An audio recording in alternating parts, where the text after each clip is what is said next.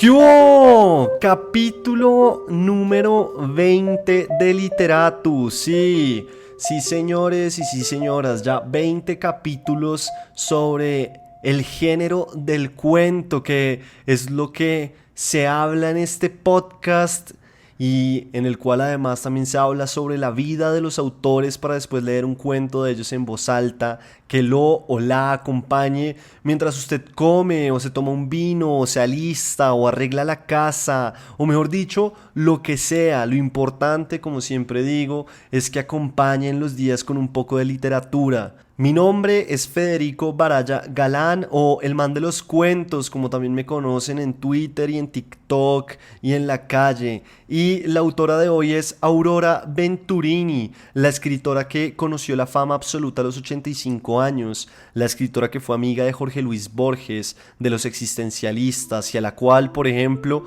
Ernesto Sábato trató de conquistar. Bienvenidos y bienvenidas.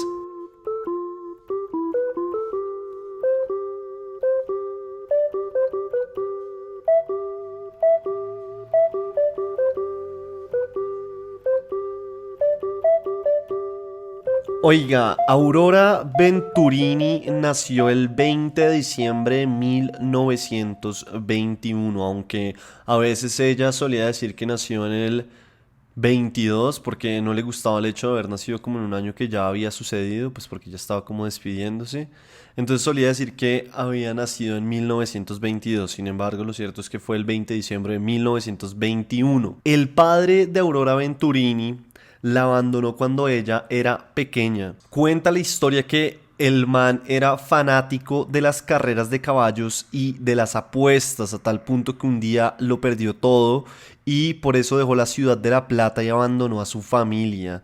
En el perfil dedicado a Venturini en Gato Pardo, que es una revista cultural hermosísima y que les súper recomiendo, cuentan que el padre de Venturini, al enterarse de que ella se había afiliado al partido peronista, volvió a la ciudad de La Plata, que era donde vivía la familia de Aurora Venturini, tan solo para echarla de la casa e irse de nuevo.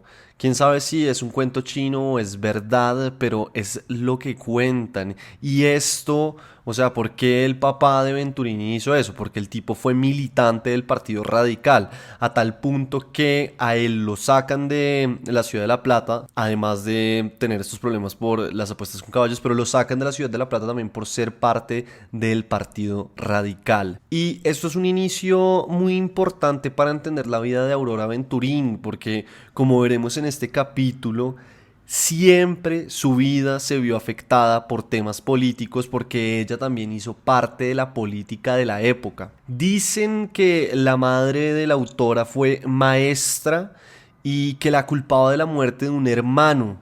Sin embargo, acá también hay muchas dudas porque así como ella habla de ese hermano que estuvo muy enfermo y que muchas veces ella tuvo que cuidarlo, o eso es lo que dice Aurora Venturini en algunas ocasiones, o dijo, también hay otras versiones que dicen que ese hermano nunca existió.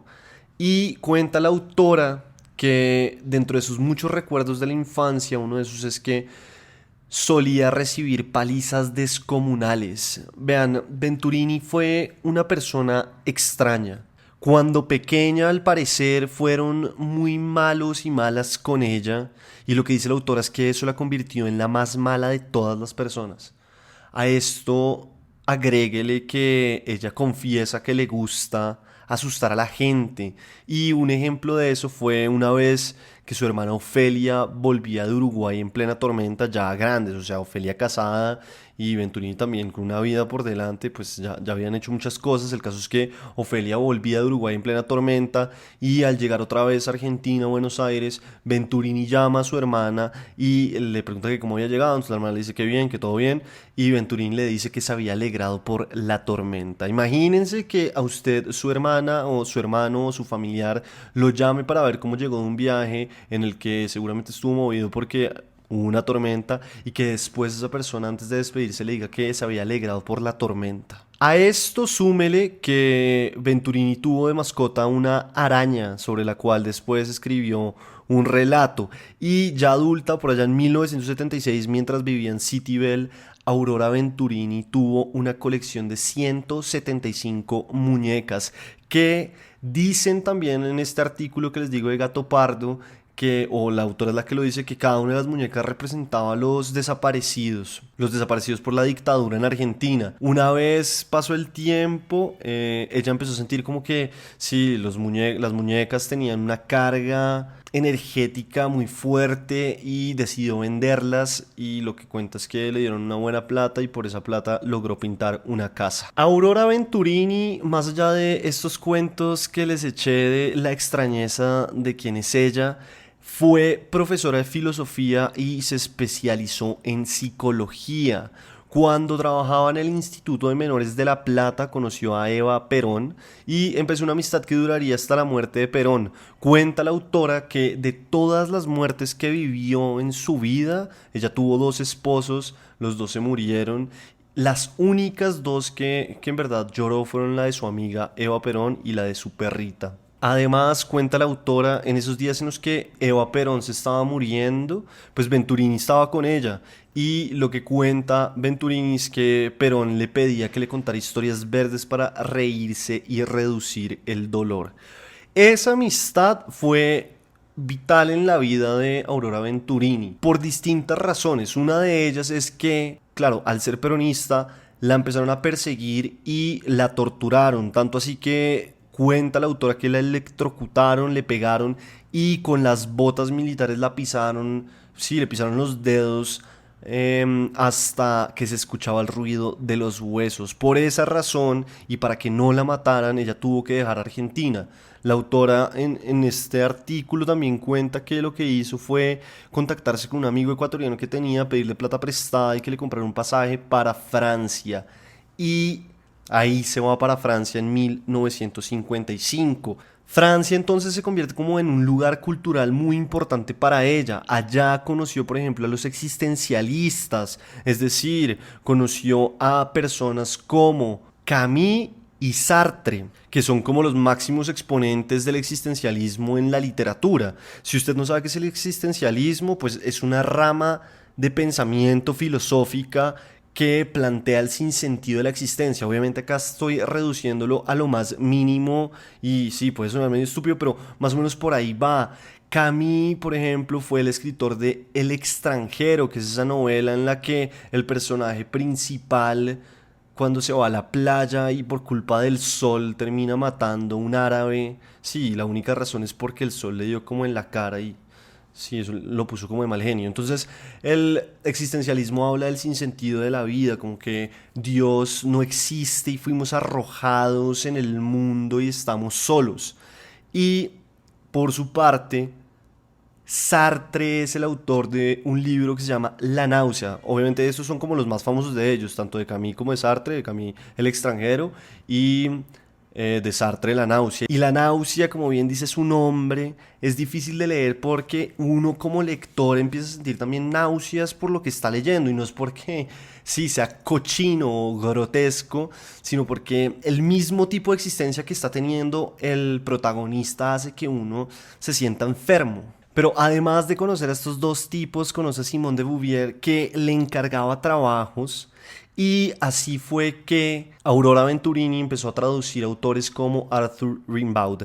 Rimbaud, perdonarán mi francés, no tengo ningún tipo de francés como pueden darse cuenta, pero el caso es que él fue parte de los poetas malditos. Pero entonces imagínense esa vaina, Venturini parchando con estos personajes, con Simone de Beauvoir, con Sartre, con Camus.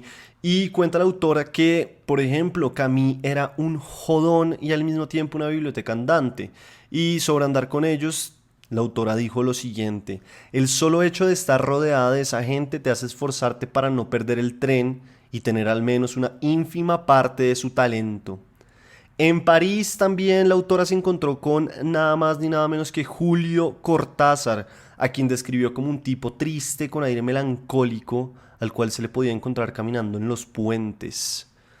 Y vean, sobre la relación de Sartre y Simone de Beauvoir, dice la autora que ellos andaban juntos por la calle pero no se comprometían. El único compromiso era con la pluma y las ideas, no con las personas. Y claro, pues es que estamos hablando de personas que le dedicaron su vida a la literatura. Y allá en Francia, exiliada, Aurora Venturini duró 20 años, es decir, del 55 hasta el 75. ¿Qué pasa con la obra también de Aurora Venturini? Ella igual estaba escribiendo y todo su tiempo escribió. En realidad, antes de volverse famosa, ella ya tenía alrededor de 40 libros. Lo que pasa es que mucha gente, o no la querían publicar, ni siquiera mucha gente, sino que las grandes editoriales no la querían publicar y muchas veces lo que ella tenía que hacer era o publicar con pequeñas editoriales o, en otros casos, publicar por cuenta propia.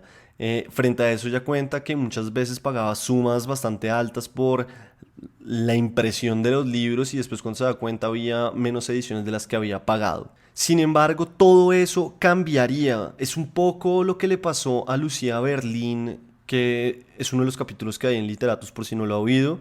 A Lucía Berlín la fama literaria la encuentra, sí, muerta. A Aurora Venturini no, Aurora Venturini alcanza a encontrar la fama literaria viva, pero la encuentra ya muy tarde. En el caso de Lucía Berlín, pues fue por ser mujer y bueno, sí, no tanto por temas políticos, que sí le pudo haber pasado a Aurora Venturini, que ella dice en muchos casos que la rechazaban por ser peronista y que en muchos concursos la tachaban cuando se dan cuenta que ella era peronista. Entonces ella pasó de rogarle a editoriales que le publicaran alguna novela a darse el lujo ahora de decirles que no le interesaba publicar con ellos. ¿Y qué fue lo que pasó? Aurora Venturini se ganó el concurso Nueva Novela de Página 12, que fue la primera edición. Ella se ganó la primera edición de ese concurso. Frente a esta historia, Mariana Enríquez, que también es una autora argentina que hoy en día es una de las narradoras más importantes de Sudamérica, Mariana Enríquez tiene un prólogo sobre lo sucedido en la novela que ganó ese concurso. Pasó y aconteció que Enríquez fue prejurada del concurso y la cosa va un poco como que ella estaba acostada en la cama tomándose un café en un día frío, más o menos así es el texto, y empezó a leer el manuscrito que le había llegado. Obviamente cuando se es prejurado no se sabe de quién es el manuscrito, entonces ya no sabía que era de Aurora Venturini, ya solo lee el manuscrito. Y dice que el manuscrito era muy extraño, primero porque era un manuscrito muy diferente a los demás en el sentido de que estaba escrito en máquina de escribir en pleno 2007. Para los errores de tipeo, por ejemplo, Venturini había utilizado un corrector líquido, que debe ser acá lo que en Colombia llaman el liquid paper, y que a veces el corrector hasta manchaba las palabras que estaban bien escritas. Pero más allá de eso, igual dice Enríquez que ese manuscrito fue impactante y que la llevó una y otra vez a preguntarse quién había escrito eso. Toca tener en cuenta que normalmente en todos los concursos de escritura se le pide a la gente que participe bajo un seudónimo. Esto, claro, pues sí, para buscar que se entregue el premio al mejor manuscrito. El caso es que Enríquez, después de acabar de leer ese manuscrito, llamó a la otra prejurada para tratar de poner en palabras la extrañeza que sentía después de haber leído el libro. Y lo que encontró al otro lado de la línea fue a una Liliana Viola, que es periodista y era también prejurada, en la misma situación después de haber leído el manuscrito de Venturini. Entonces, Mariana Enríquez y Viola se pusieron a hablar y dijeron como, oiga, vea, si los jurados finales están dispuestos a darle el premio a un manuscrito arriesgado que ofrece algo distinto, este tiene que ganar. Y lo que pasó fue que salió la lista de los 10 finalistas y claro, Aurora Venturini estaba. Con esa lista ya de los seleccionados, cuenta Liliana Viola que llamó a Venturini a informarle de la noticia. Entonces, primero le preguntó si ella se había presentado bajo el seudónimo de Beatriz Portinari, a lo cual Venturini respondió que sí. Seguido a eso, Viola le preguntó si sabía que estaba dentro de las 10 finalistas, a lo cual la autora le respondió con lo siguiente. Y esto es textual: no, sería muy importante que esta novela ganara. ¿Sabe por qué? Porque las primas soy yo, señoritas, mi familia. Nosotros no éramos normales. En casa todas mis hermanas eran retardadas y yo también. Tremendo, ¿no? Tremendo. Y tremenda esa llamada de Viola y encontrarse con que esta señora le respondía eso sobre la novela. La novela se llamaba Las Primas y al parecer casi todo lo que escribe o todo lo que escribió en su momento Venturini estaba inspirado en su vida familiar. Pero venga, espere un segundo y retomamos todo el cauce de lo que está pasando porque les he contado muchas cosas y quisiera hacerles una pregunta. ¿A qué edad creen ustedes que Aurora Venturini se ganó este concurso? La verdad es que es una locura. Se lo ganó a los 85 años. Ese día en que se entregaba el premio, la autora fue a la premiación y solo supo que había ganado cuando leyeron las primeras líneas de su novela y se dio cuenta que era la de ella. Este capítulo, pues así de la nada, abre un mundo que acá en Literatos nunca se había tocado y es el de los concursos literarios, que para mí son un mundo místico en el que sí, el autor o la autora, además de tener un manuscrito, un cuento, un poema que tiene que estar muy bueno, muy, muy poderoso, también tienen que tener algo de suerte, porque los procesos de selección son largos y claro, en ellos pueden pasar muchas cosas. Por ejemplo, yo el año pasado hice parte de un concurso como prejurado de poesía y no sé, pónganle que llegaron 100 manuscritos y éramos 10 prejurados, entonces a cada prejurado le dieron 10 manuscritos. De esos 10 manuscritos, con una rúbrica, uno tiene que calificar y decir de esos 10 cuál es el mejor. Entonces pueden pasar muchas cosas. El caso es que los concursos literarios son difíciles y pues Aurora Venturini además dice que muchas veces los jurados no son justos. ¿Por qué? Porque cuando a ella le preguntan sobre los concursos literarios, pues dice sí, que muchas veces ella fue descalificada, por ejemplo, por ser peronista. Y en este caso, cuando ya se había ganado el de página 12, dice que le parece que esos fueron unos jurados justos como los del Nobel de Literatura que le había entregado el Nobel a Vargas Llosa. Y entonces en esa entrevista es chistoso porque ella no se acuerda del nombre de Vargas Llosa y dice, este muchacho, ¿cómo es que se llama? Y el entrevistador le dice que si se refiere a Vargas Llosa y ella sí, Vargas Llosa. Y pues claro, estamos hablando de Vargas Llosa, que es el escritor peruano de obras como La ciudad de los perros, La fiesta del chivo y Pantaleón Pantoja y Las Vitadoras, que pues son unas novelas magistrales. Y es curioso que ella no se acuerde muy bien del nombre, pero diga que estuvo bien entregado el Nobel. En esa misma entrevista, por ejemplo, aprovecha para preguntar por qué nunca se lo dieron a Jorge Luis Borges. Entonces, el mundo de los concursos literarios, el Nobel obviamente no es un concurso literario como el que uno acostumbra a concursar, pero igual como que ese mundo en el que haya unos prejurados y unos jurados en el que deciden quién es el mejor de los manuscritos, pues tiene de todo un poco. Al ganar el concurso, también la autora dijo lo siguiente: empecé a creer en los jurados porque a mí me han perseguido mucho y cuando veían mi nombre decían a esta peronista no. Entonces lo que les digo, ella también siente que fue muy perseguida dentro de los concursos y dentro del mundo literario por haber sido amiga de Eva Perón y por haber sido peronista. La novela que ganó el concurso se llama Las Primas y la autora dice lo siguiente: las primas en realidad soy yo porque yo soy una minusválida manual. Para lo único que sirvo es para escribir. Todos los personajes que aparecen existieron, aunque estén ficcionados. No hay mérito a la imaginación, no es original. Es que en mi familia no éramos normales. Casi todas éramos retardadas o deformes, incluida yo, que era medio autista. Sobre la escritura de la novela, la autora dice que le costó más o menos 2 meses escribirla porque ya la tenía madura dentro de ella, que es otra forma de escritura que a veces hablan los escritores, y es que escriben todo el tiempo en la cabeza, por ejemplo, para ir resolviendo cosas básicas como estructura, trama, personajes, aperturas, cierres. Entonces esa es otra forma también de escribir, como ir pensando antes de sentarse a hacer algo. Y toda esta historia parece que no es lo suficientemente curiosa, pero Aurora Venturini mandó la novela con un taxista, o sea, el manuscrito, y ella dice que ya sabía que iba a ganar. Por eso cuando ganó, la noticia no la cogió con ningún tipo de extrañez. Después de esa novela, entonces Venturini no paró de vender, pero la cosa es así. Antes de ganar, como les dije, ella ya había escrito más de 40 libros que había publicado con pequeñas editoriales o ella misma. Y ahora, con este triunfo, todas las grandes editoriales la querían publicar. En su casa todos los días un nuevo periodista timbraba para conocer la historia de la octogenaria que ganó el concurso. ¿Cómo son las cosas, no? Ella antes tenía que básicamente pagar sus ediciones en las cuales, pues sí, lo que les digo, había muchas veces que pagaba tantas y le llegaban menos. Y ahora a sus 85 años la llamaban de todas las editoriales donde alguna vez la habían rechazado y ella se daba el lujo de decirles que no. Vilas Matas, que es un escritor español, en un artículo para El País escribió que de más de 600 y pucho de novelas enviadas desde Argentina, Sudamérica y Europa, había ganado Las Primas de Aurora Venturini. Una novela radical, dice él, de largos párrafos sin puntuación alguna y un estilo que combina humor negro y candor.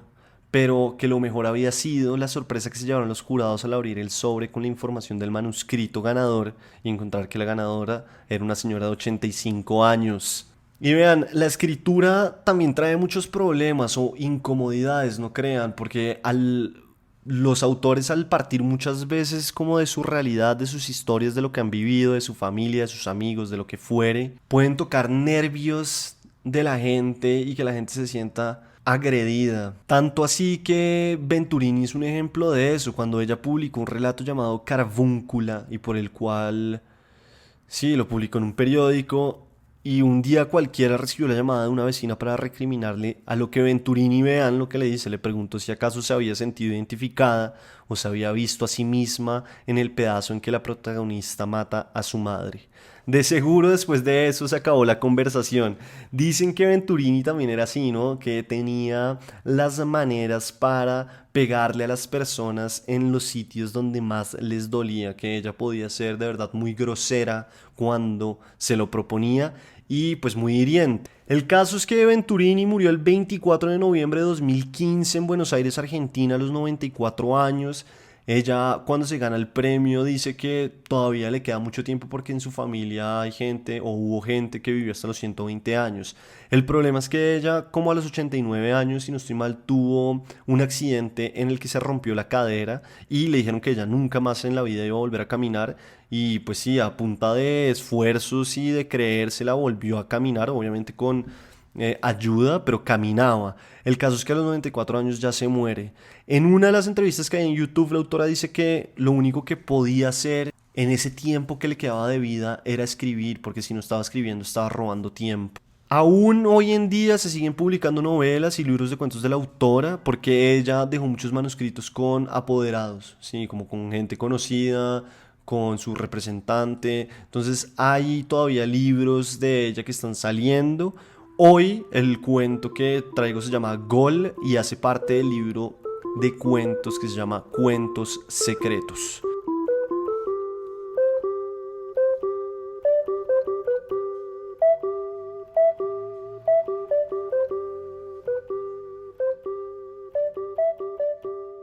Gol por Aurora Venturini.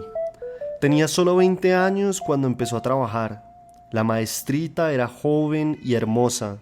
Estaba al principio de su carrera y la destinaron a un lugar lejano de la casa, de las amigas y del pretendiente. Ella dudó un momento porque quería a su familia y al muchacho, que le habló, igual que los enamorados de las novelas que leía. Después hizo su valija, pequeña valijita de mano, porque poseía pocas cosas, pero su vocación rebalsaba y no cabía en ninguna parte. La escuela lindaba entre suburbana y rural. La maestrita concibió un sentimiento nuevo que borró a los amores que antes profesaba. Casi no escribía a su gente, dedicando todo el tiempo al absorbente asistir al aula, con bancos, con pizarrón y con bandera. Las mañanas frías hallaban a la señorita izando la enseña patria contra un cielo ceniciento de mayo, junio, julio. Los niños la querían. Eso llenó su alma sin dejar resquicio para nada. Corrían las existencias viajeras del hilo tenso del año y desaparecían de toda superficie. La señorita cumplía años, 25, 30, y la trasladaron a una escuela del material de mayor categoría. Había ganado prestigio y ubicación, siguió regando amor, hizo la bandera, alfabetizó en hondo y en extenso sobre el hilo tenso de la vida. Cambió físicamente, perdió aquella coquetería femenina en el rural suburbio de su existencia. Fervorosa, buscaban alguno de sus alumnos su huella, un gesto heredado de ella, milagro de maternidad de ideas. A menudo los halló. Su atención fija en el sacerdocio impedía fluctuaciones. La señorita sumergida en la vocación, de noche corregía deberes o preparaba a un chico atrasado. De día era una vertical de nieve, de campanas y de tiza que puntuaba, interrogaba, exclamaba. Siempre trabajó lejos de su casa. La pasión alfabetizadora acalló cualquier lamento de una herida que ella silenciosamente denominó soledad. Esa herida fue buscada y nunca editada. Las canas, las arrugas, los dientes que faltan, los 20 años, un recuerdo, acaso un sueño, la jubilación. En su ciudad natal pocos la conocían, los padres habían muerto, el novio ya era abuelo. Llegó a ver a sus sobrinos, la señorita se ponía en la cola de los jubilados. Los días rojos, los días amarillos, los días opacos que caían sobre su cabellera blanca, de nieve, de tiza, de campanas. Cuando estaba en la cola, miraba a los escolares que concurrían a clase y repicaba con sus campanas, interrogaba con su tiza, con su nieve lava. Los sobrinos la ayudaron con dinero, esta tía solterona, y no tenían por qué quererla si apenas la conocían. Mientras la cola de jubilados bajo el sol iba avanzando cual serpiente enferma, ¡Gol! Gritaron desde los camiones por los altavoces. Ella se sobresaltó. ¿Cómo? ¿No sabe? Ganó el equipo. No yo. Ocupada en quitarse la salpicadura de barro de las medias que las ruedas hicieron arremolinando el charco. No va a enojarse, dijo uno que la observó en la tarea. Otro es el entusiasmo, ¿sabe? Esos muchachos son admiradores del equipo que se sacrificó por el país, por la patria, ¿sabe? Ah, suspiró la señorita.